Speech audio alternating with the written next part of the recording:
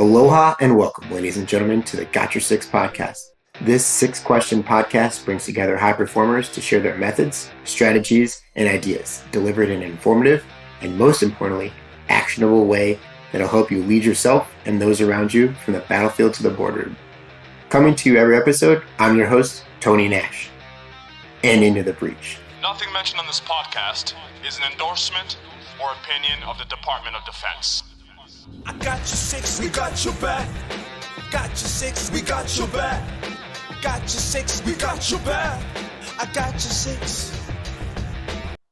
So today we have Mike Nemeth on Got Your Six podcast. He's a U.S. Army veteran and well-known entrepreneur in Ohio. He's currently the president of Emblem Athletics, a company dedicated to strengthening teams, athletes, and organizations through customized apparel.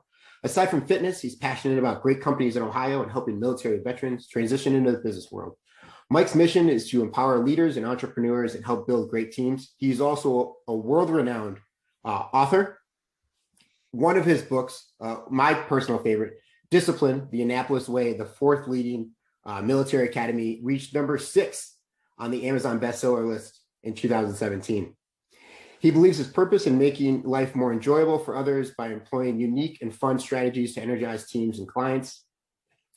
If you want to have just a quick, fun Google search, back in April 2020, he did a shirtless photoshoot with the company, which was unable to get a model due to coronavirus pandemic restrictions. It's one of my favorites.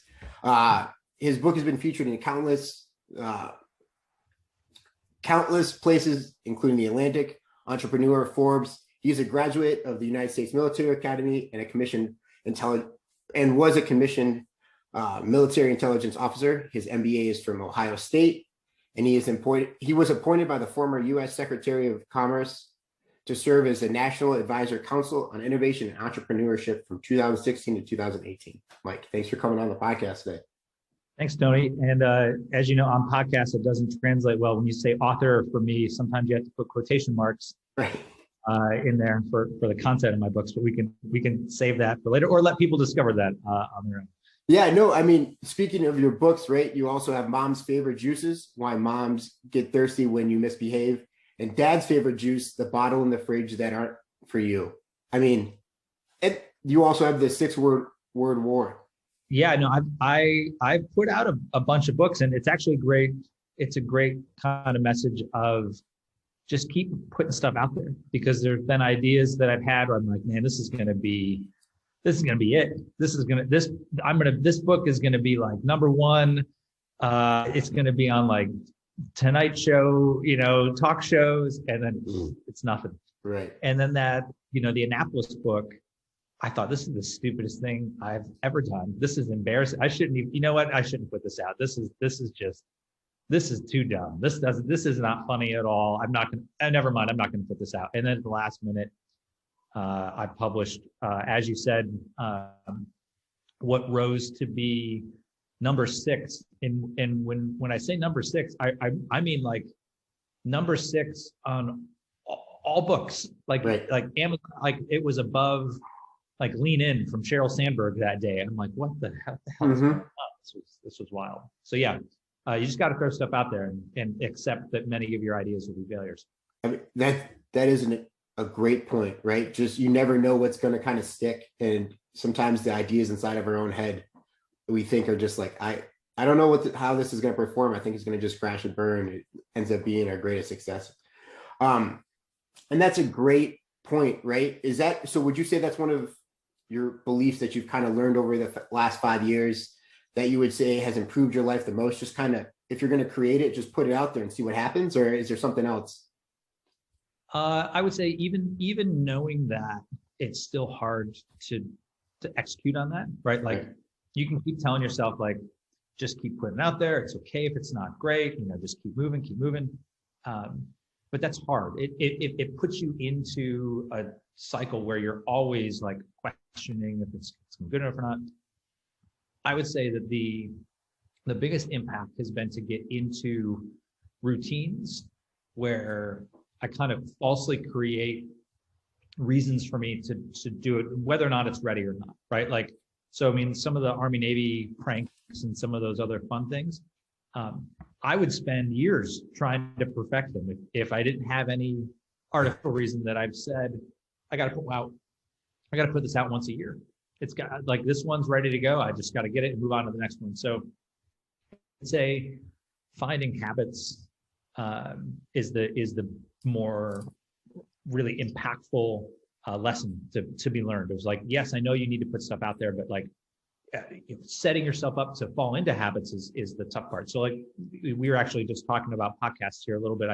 I talk to people all the time and we're like, oh, I'm going to work on this project or I'm doing this.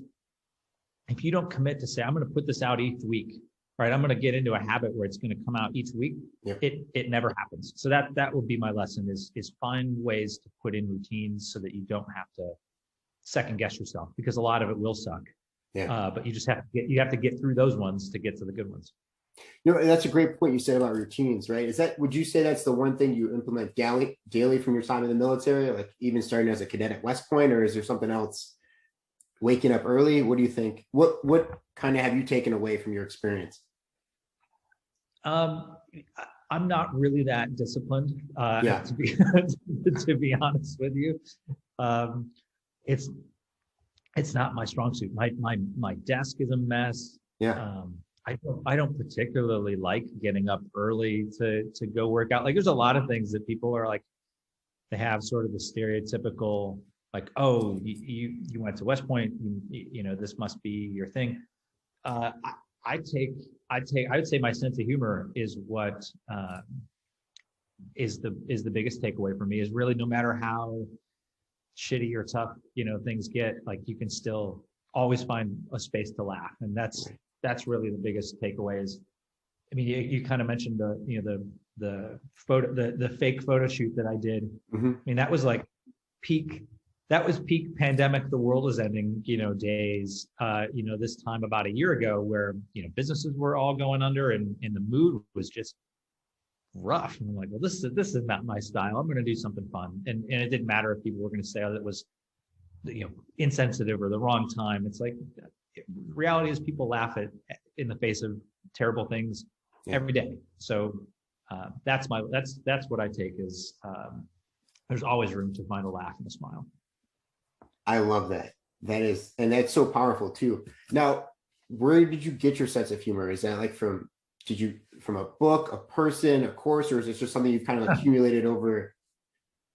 Yeah, no, I've asked myself this quite a bit. I had an unusual childhood in the sense that my parents owned a bar, and I spent most of my time up at the bar. So I always was just hanging out with a crowd of people and 80s, early 90s, there was no internet, there wasn't anything to distract people. It was just lots of people telling great stories. I remember those moments kind of the most. And then for those of you that might also share this experience, I was an avid Mad Magazine reader. So I devoured every one of those issues every time they came through. And I would say I certainly honed my satire skills with Mad Magazine as a child. And then of course, those were the don't touch these are going to be worth something someday message that I got, from my family of like, you got to save those. Those are collectibles. No, they're not. Right. I'm gonna do the fold-ins. I'm not gonna deprive myself the joy of doing the Mad Magazine fold-ins. So yeah, that's where my sense of humor came from for sure. Absolutely, man. Mad Magazine, like that's just something you would just gravitate towards when your parents were grocery shopping, and you would just kind of like say, "Hey, I'm gonna go hunker down in the magazine section." Yeah, I was not a sports kid. I didn't, all my friends, would talk about, different sports stars and eras, and I like baseball, but I don't know, it just wasn't my thing. Humor was my thing from early on. Yeah, and it's served you well thus far, and will continue to serve you well, right? Because everybody needs a smile now and then, right? Daily, not now and then, yeah, right. Always. Yeah. Excuse me, daily. Yeah. So you've taken years to hone your comedic chops. What would you say is like one skill or ability, talent that you're currently working on as like a newbie I'd love to hear more about that.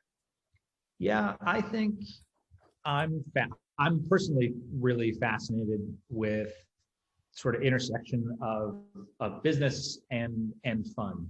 I long have held a really terrible limiting belief of like, okay, Mike, park your fun stuff over here and then be super serious and on it at Right. work, right? Like you, those two shall never meet. Yeah, separation of church and state. And it's terrible. That's just not. No matter how hard I tried, I couldn't really commit to that. Yeah. And so I am interested in finding the right balance of fun in work and fun in like customer experience. So like, we've had a hell of a time with growth in the middle of the worst possible production scenarios imaginable, right? Like this time a little bit past this time last year, I couldn't have imagined we'd be facing supply chain issues and all these things. Sure. And how do we deal with customers with those issues, right? Do we send them the like really serious, we deeply apologize, kind of thing, or do I have fun with it and just say, oh, this sucks, like I don't know what to tell you. We're gonna get it done as soon as we can. Like that level of humor is something that there's not much even written about it, right? Like you look and you try to study at school and everything else, and it's always so serious. I'm like, but life's not serious, right? So I'm looking for in studying different ways to bring humor into work. Now, if you need another co-author for it, because this is a future book, I can already see it. Just don't hesitate to reach out. So how have you done that? Through like email correspondence where you've gone and kind of just been like, hey, sorry, this really does suck. We're gonna figure it out, but this is, like how have you done that? I mean, there's been a couple ideas. Some has just been email correspondence. I'm working hard just to even get people on the phone. Sometimes like talking to people is so much easier to just like diffuse tension. People get really, really nasty over email. I found like sometimes the humor doesn't translate well over email because they're just pissed, right? So the phone calls help. We're sending people just random stickers, right? So we do a lot of, we mostly work with military units. Yeah. And so we went out of our way to figure out how to make some really low, like we've made custom stickers for many of the units that have had delays, and we're just sending them out in the mail. Like no, nothing else to it. Just like, hey, we tried to deliver you a smile, but you were pretty pissed when your stuff was late. So here's a sticker. Like, and that's it. That's it. It doesn't have to be complicated. And that goes a long way too. Like, I mean, we all, being in the military, we all carry around water or some sort of, you gotta stay hydrated. Otherwise you're taking a knee, right? And, to just put that sticker on there, you have that sense of pride in that unit and organization, because you're not going to be able to wear a shirt all the time. So I think that's also another great point, and ability and forethought to think through that, whether that was intentional or unintentional. I think that's super cool. Oh, it's all very intentional. Yeah, I would assume big brain thinker from the Ohio State. So you talked about being vulnerable, right? Because you have to present that, especially in times of uncertainty, which is now the norm. And part of vulnerability. Times have always been uncertain. Right, that's true. Yeah, I love their like. Oh, there's never been so much uncertainty. We haven't talked about your profanity rules on your podcast. Go ahead, let it rip. Yeah, that's bullshit, right? Like when have times not been uncertain? Like it's never been any different. There have been more complications for sure, but like I can't predict the future. Never have been. So yeah, I'm always fascinated as I hear people say, "Oh, it's never been this uncertain." It's either uncertain or not. Right. And, in uncertainty, you're going to fail. And we've talked about this, in correspondence and stuff like that about failure. So what has your greatest failure been that has ultimately led to probably your greatest success? Okay. I truly have like so many Absolutely. that I could choose. There've been some setbacks. I think it's even interesting to differentiate between like a setback that occurs that wasn't your fault, Mm-hmm. and that you've then like internalized as, oh, I failed, and then you realize, wait, I didn't really even screw anything up, but this other time I totally screwed up. That absolutely was that was a failure. So I mean, setback for me, I was injured, and so I mean, I still cringe every time I hear like Army veteran. I'm like, I did like 9 months as a staff duty officer in lieutenant purgatory. Like I didn't do anything because I got injured, and they medically separated me as a lieutenant. I personally tremendous setback from that. Like it messed me up. I spent a year just like in a funk, angry at the world, angry at myself. I didn't talk to anybody. Like that was rough, but that wasn't my failure. I didn't do anything. So like the failure on that part was that I took it so personally, Mm-hmm. that I pretty much like lost a year. I lost a year of my life, like just being angry. This was before Netflix. So I used to just like, I'd like sleep in until like 10:30 and watch MacGyver on Spike TV until like 1, and then just like, man, be angry. So that was a failure after the fact. Just a couple years ago, I got fired. I got fired from my job, and it's because I wasn't doing a good job. I was mentally checked out.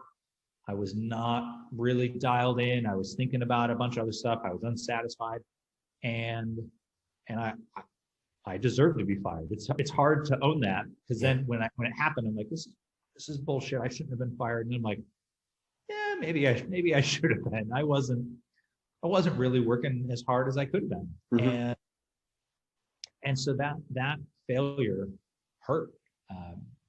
It was a scary time. I had 2 kids and a mortgage and all those things, and I didn't have a thank you for playing a year's worth of severance in that separation either. It was pretty much a out the door, see you later, good luck, figure it out yourself. So right.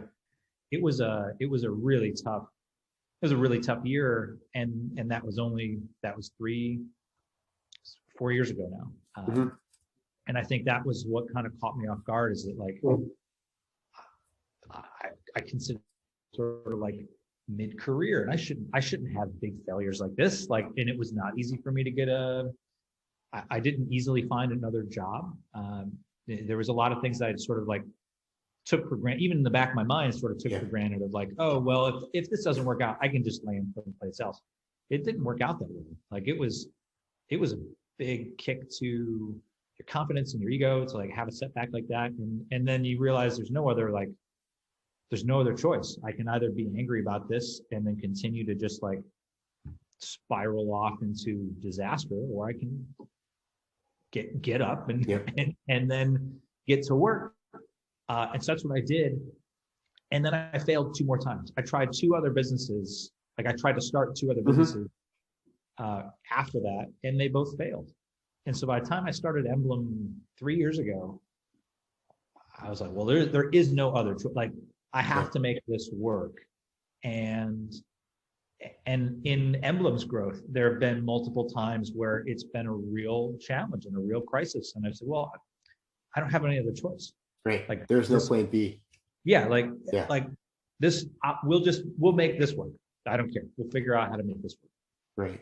And that is such, when you look at a problem like that, and it's like, there is no like help or anything else. It's, we're going to figure this out with the team that we have internally, and we're going to grow through this process. While there is a huge struggle in that, the amount of credibility, trust, communication required to get to that problem only strengthens the team.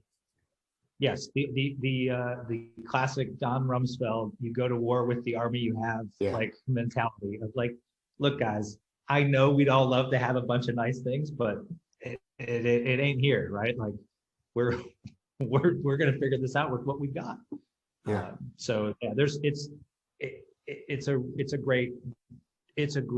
been a great lesson in like, there is no perfect, like there's no perfect time to do it. There's no perfect team. There's no perfect set of resources you have. Like you just got to figure it out and push forward. Right. Taking that, just one action tends to roll into another action and another action. And sometimes you have to like survey the scene, but just continue to take deliberate action in some direction. Right. Yes. Yeah. Paralysis is the worst, where you're just kind of sitting back and hoping it's never going to figure itself out. Right. that I can tell you. Yeah, no, I remember somebody said hope once in an MS 200 class back when we were sophomores at West Point. I thought a desk was going to break when the NCO came across and said, hope is not a tactical task. Yes. We're not just going to hope this is going to figure itself out. Right. No, that's awesome. And then Mike, so what really helps you like become better than yesterday and continue to push forward and overcome all these challenges that are presented to you and now the company and family life and all that stuff? I'd love to, for you to dive into that. Sure.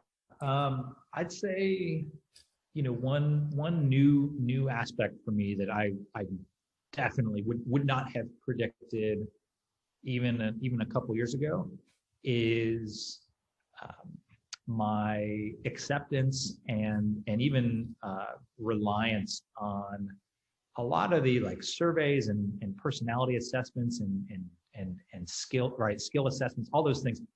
I used to say these things are dumb. I was like, these are dumb.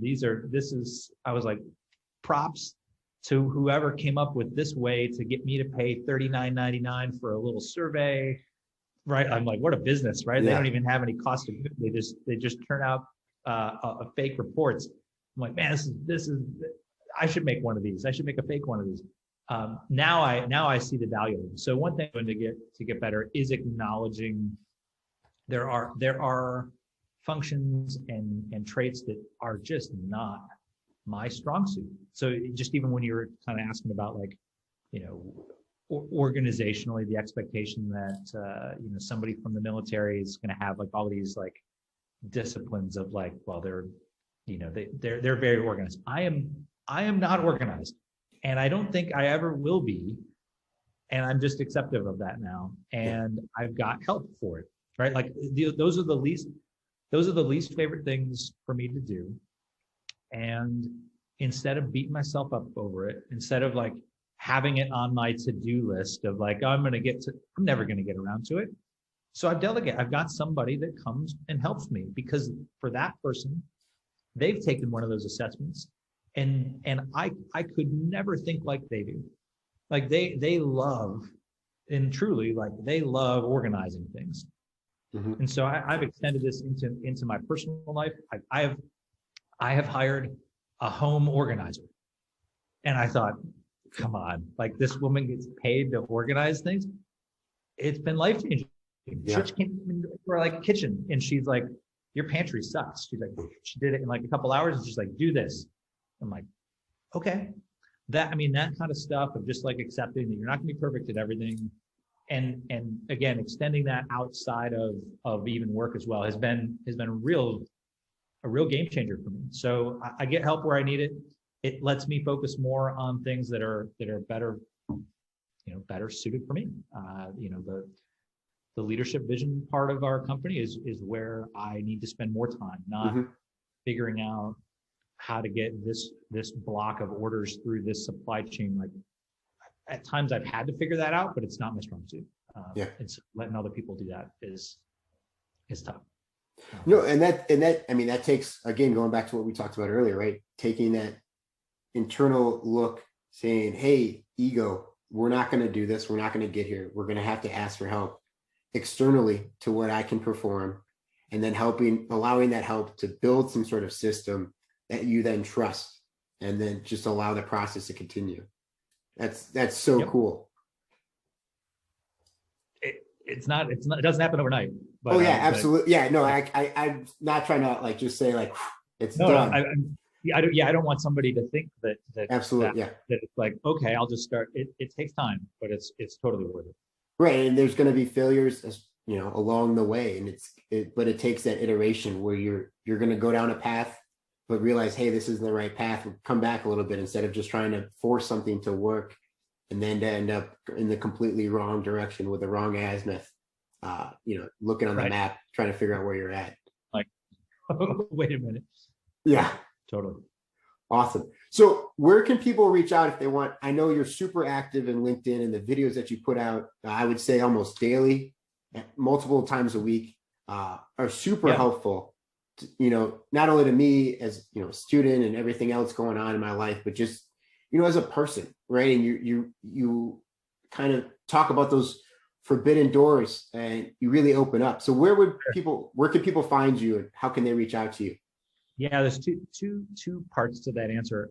Definitely LinkedIn. That's where I've decided to kind of commit my attention and effort. And as you pointed out, I thought about essentially, during coronavirus, not getting a chance to get coffee with friends or hang out with people. That here in Columbus, we're like leaving the military and starting grad school and want to take some lessons. I said, I'll just start putting out those lessons in video, in like short form video, and just putting it out there, right? And so that's where I've been. I would also then tell you behind that is the decision that I've like essentially purged a lot of my activity across everything else. Mm-hmm. And it's been very it's been a big relief. I've taken all social media apps off my phone. My family's like, you never post pictures on Facebook anymore. I'm like, I don't have time. And then other platforms I find just toxic, right? Like it's really terrible. And I'm like, I just don't have time for this. Oh, nor the energy for it. So you can find me on LinkedIn. I really think of all of the different options, that's consistently the one where there's most value and it's just positive, right? Like people are trying to help each other there. I think people are trying to professionally succeed there. Everywhere else, it's just garbage. I'm not.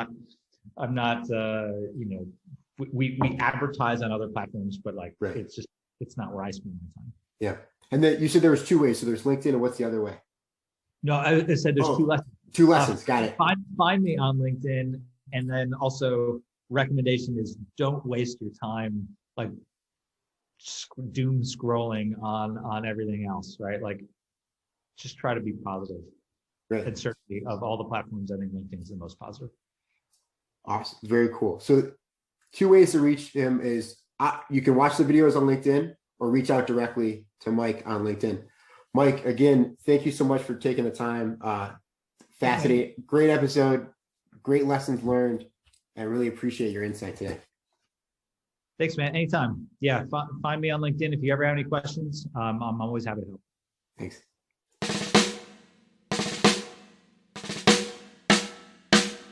I don't know what you've been told, Sixers, but the lawyers would like us to remind you that the views, opinions, and comments expressed on the Got Your Six podcast are solely those of the hosts or guests, to include current and previous Department of Defense employees, and should in no way be considered the opinions of or endorsements on behalf of the Department of Defense or any of its components, divisions, contractors, or other current and previous staff members.